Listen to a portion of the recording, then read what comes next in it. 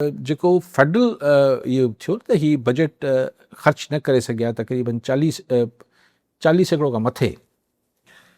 मूंखे सम्झ नथो अचे अगरि तव्हां ख़र्च ई नथा करे सघो वफ़ाक़ी हुकूमत जी अगरि या कंहिं बि हुकूमत जी जॾहिं पैसा लैप्स थियनि था त ज़ाहिर पैसा लैप्स थियण जो मतिलबु इहो थियो त हुन हुकूमत वटि चाहे सूबाई हुजे क़ौमी हुजे या बल्दियाती हुकूमत हुजे हुनजी कैपेसिटी न आहे, हुनजी क़ाबिलियत ई न आहे तो कम करे सघे। पोइ हू क़ाबिलियत न हुजण, हू क़ाबिलियत जेको आहे हुननि जी जेका पॉलिटिकल लीडरशिप आहे उनजी बि तव्हां चवंदो, हुनजी ब्यूरोक्रेसी जी बि चवंदो, हुननि जे सिस्टम जी बि चवंदो, सॼी गवर्नेंस बेसिकली सॼी गवर्नेंस चवंदो। सॼी बने।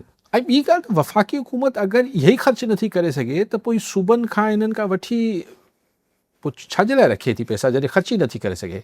पंजाब में त छाकाणि त वफ़ाक़ी हुकूमत जो इहो बि मसइलो आहे त उनखे सिर्फ़ु पंजाब में ख़र्च करिणो हूंदो आहे, ॿियनि सूबनि ते उनजी अखी नथी ॿुॾे। लेकिन बहरहाल नाहिली त सही सभिनी जी सॾबी गॾाए सॾाए पोइ साईं चयो त सिंध असेंबली असांजो बजट पास थियो। सही, उहो ॾिसो ॿियनि खां मुतालबा करणु सवली ॻाल्हि आहे, पर ज़ाहिर पंहिंजो जॾहिं पाण करिणो आहे त उहो ई कंदो माण्हू।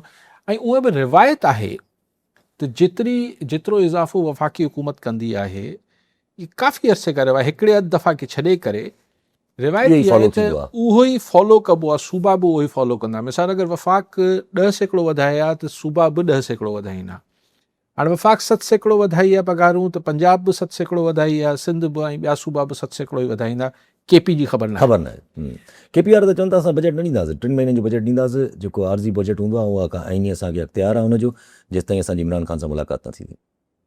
हा, पोइ कंदा रहनि, 3 महीननि खां पोइ पास कंदा रहनि, उहो त अलॻि बहस आहे न। लेकिन हीअ जेका साईं ॻाल्हि कई त 7 सैकड़ो ई सही थियणी, हिननि बजट्स मां ॾिसो बजट्स में हिकिड़े आम माण्हू जी मिसाल साईं सांघड़ किथां फ़ोन कयो? टंडोलायर मां शायदि। ख़ासि करे टंडोलायर जी सेहत ते त या त हुते को प्रोजेक्ट अनाउंस सिंध हुकूमत कंदी त ॿी ॻाल्हि आहे, पर मुंहिंजो ख़्यालु आहे पैसा वफ़ाक़ खे ॾेई आया आहियूं पाण, त हिन दफ़े त जेके कम हलनि पिया उहे ई अला करे पूरा थी वञनि। नवां प्रोजेक्ट्स कोन ॾिठो आहे त बजट में कहिड़ा आया आहिनि कहिड़ा न आया आहिनि, को शायदि कुझु शामिलु कया हुजनि, पर काफ़ी पैसा त असां वफ़ाक़ खे ॾिना आहिनि जेके असां वटि सरप्लस हुआ। उहो असांजे फाइनेंस फॉरेन मिनिस्टर साहब क्लियर कयो आहे त डिफेंस में विया आहिनि ऐं ॿियो एक्सटर्नल डेट में विया आहिनि। जी, उहो उते विया आहिनि, लेकिन अॼु कंहिं ॿिए राणा तनवीर साहब छाजा वज़ीर आहिनि इहे? शायदि को एडवाइज़री वज़ीर न आहिनि शायदि, न कुझु आहिनि सरकारी उहिदो नवाज़ लीग जा। उहो चवनि पिया त राणा तनवीर चयो, राणा तनवीर नालो चई त NFC जेको आहे को मथां लथल सहीफ़ो न आहे या अहिड़ी तरमीम, इहो छो नथी चेंज थी सघे? इहो नून लीग जो त मौक़ो फसले थो न पियो काफ़ी टाइम खां। ॾिसो क्वेश्चन इहो आहे त बिल्कुलु सही ॻाल्हि आहे त ही सभु इंसाननि जा ठहियल मुआहिदा आहिनि, अंडरस्टैंडिंग्स आहिनि, एग्रीमेंट्स आहिनि, लेकिन हाणे इहे तव्हां चओ त 91 जो एकॉर्ड पाणी जो मथां लथल त सहीफ़ो नाउज़बिल्ला न आहे, सही ॻाल्हि आहे, लेकिन ॾिसो लेकिन क्वेश्चन इहो आहे पोइ त सॼो आइन इंसाननि जो ठहियलु आहे, सभु उछलाए छॾियो। ॻाल्हि इहा आहे त जेका शइ तव्हां वॾी मुश्किल सां इतफ़ाक़े राय सां करे वरिती, हाणे तव्हांखे छो छेड़े जा रहे हो? हालांकि का क्लियर डिमांड न आहे भई, को डिमांड त हाणे जिथां पैदा थिए पई न, पब्लिक जी त कोन पई थिए। एग्ज़ैक्टली, ही माण्हुनि जी ख़्वाहिशनि मूजिबि 18 तरमीम ऐं NFC ही सभु शयूं थियल आहिनि।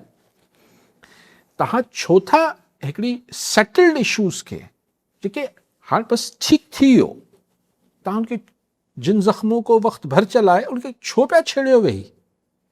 हिकिड़ी ॻाल्हि सूबनि में हिकिड़ी नाराज़गी हुई त बाबा हुननि जा राइट्स नथा ॾिना वञनि, पोइ ख़ुदि मुख़्तियारी न आहे, पोइ अञा बि केतिरी आहे केतिरी न आहे हिकिड़ी अलॻि बहस आहे। लेकिन जेको बि थी वियो आहे, हाणे चए न सही को मथां लथल सही नाउज़बिल्ला न आहे, लेकिन बाबा हिकिड़ी शयूं तइ थी वियूं न, हाणे जान छॾियो न, अॻिते वधायो न, असीं हुनखे वरी ॿीहर कंदासीं। रीइन्वेंटिंग द व्हील आहे। पोइ अदालती निज़ाम खे बि त ईअं ई कयूं न, सॼो हिकिड़ी शइ वेठल हुई सेट थियल हुई, पर पोइ सॼो रीइन्वेंटिंग द व्हील करे। आई डोंट नो वाए, छा हिन हासिल इहे त वांदकाई जा कमु हूंदा आहिनि, लॻे थो वांदा आहिनि।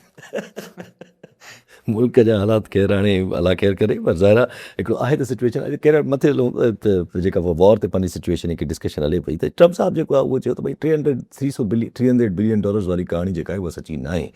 हाँ ट्रम्प चवे तो सची ना है, जेडी वेंस चए तो मुमकिन है ख़लीजी ममालिक खां वरितो वेंदो।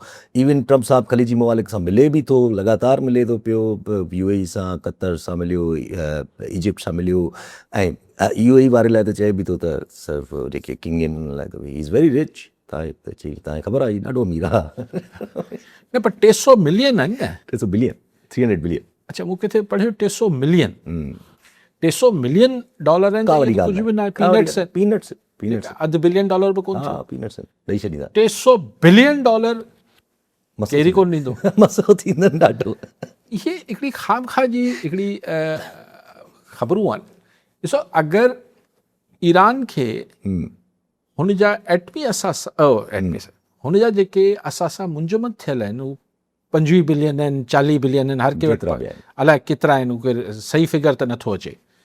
उन मां अगरि 15-20 बिलियन या 10-15 बिलियन डॉलर ॾियनि था त हिन सां हिकिड़ो त ज़ाहिर हिकिड़ो साह पवंदो ईरानी इकॉनमी में, ऐं ईरान खे हिकिड़ी मॉरल विक्ट्री जो अहसासु थींदो। ॿियो हुनजी अगरि तेल जी विकिरे खे त पाबंदी अमेरिका हटाए छॾी, ऐं यूरोप वारा चवनि था जीअं अमेरिका हटाईंदो डील थींदी असीं बि हटाए छॾींदासीं। ऐं ईरानी तेल ओपेक यानी जेका दुनिया जो रेट आहे, ओपेक जो हिस्सो आहे न ईरान। लेकिन हीअं त छाकाणि सैंक्शन्स हुआ त उहो सस्तो विकिरण ते मजबूर हो। हीअ जेका असांजे पाकिस्तान में ॻाल्हियूं थींदियूं आहिनि न, साईं पोइ ईरान ते पाबंदियूं हटंदियूं, पोइ पाण खे सस्तो तेल मिली वेंदो, छो मिली वेंदो? ट्रांसपोर्ट जो थोरो बसि कॉस्ट घटिजंदी, ट्रांसपोर्ट जी कॉस्ट, इंश्योरेंस जी कॉस्ट लेकिन घटिजंदी। तेल जी जेका क़ीमत अगरि मिसाल अॼु $80 बैरल आहे, ओपेक जी अगरि प्राइस आहे त ईरान बि $80 ते ॾींदो। हींअर उहो $40 ते इन करे या $50 ते इन करे ॾिए थो जो उनखे ख़रीदार कोन्हे हुन वटि। त जीअं ई पंहिंजे एक्चुअल रेट्स ते ईरान जो तेल बि विकिरो थियणु शुरू थींदो त ईरान खे 6 महीना साल खां पोइ पैसनि जी को इकॉनमी खे ज़रूरत न पवंदी। छाकाणि त ख़ुदि हिन जेको MOU आहे, असां वटि ज़ाहिर ईरान में बि त एतिरी आज़ादी त कोन्हे, सही रिपोर्ट थिए अगरि चवनि था उते माण्हू जेके आहिनि उहे नाराज़ बि आहिनि हिन पीस डील ते।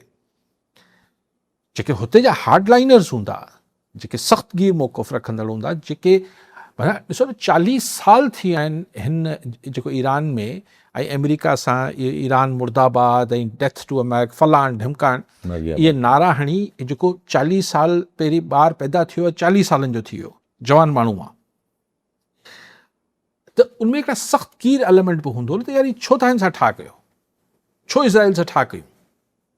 हिकिड़ो एलिमेंट त हूंदो न, जीअं हुते उहो एलिमेंट आहे लिबरल्स जो, ऐं जेको चाहींदो इहो बि चवंदो हूंदो त भई असांजे आयतुल्ला ख़ामनाई जी अञा तव्हां तदफ़ीन में न थी आहे, तव्हां दुश्मननि सां कीअं था हथ मिलायो? त उहो कयो वियो आहे। तंहिंजे करे ईरान जी लीडरशिप खे बि तमामु पंहिंजे माण्हुनि खे बि राज़ी रखी हलणो पवंदो न।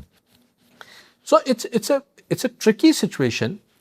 लेकिन हिन में जेको ईरान में ओवरऑल जेको सेंसिबल, जेको थोरो रैशनली ॾिसंदो हूंदो त ठीकु आहे, असां ईरान जो नुक़सानु त जाम थियो आहे, पर ही हिकिड़ी ताक़त थी ईरान उभरी आयो आहे।